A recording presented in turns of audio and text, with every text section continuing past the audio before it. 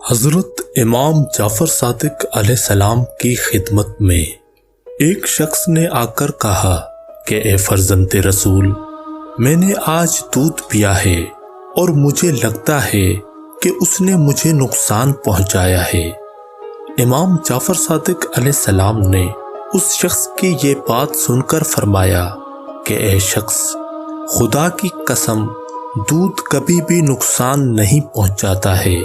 تم نے ضرور دودھ کے ساتھ کوئی اور چیز کھائی ہوگی جس نے تمہیں نقصان دیا ہے، اور تم یہ سمجھ بیٹھے ہو کہ تمہیں دودھ سے نقصان ہوا ہے۔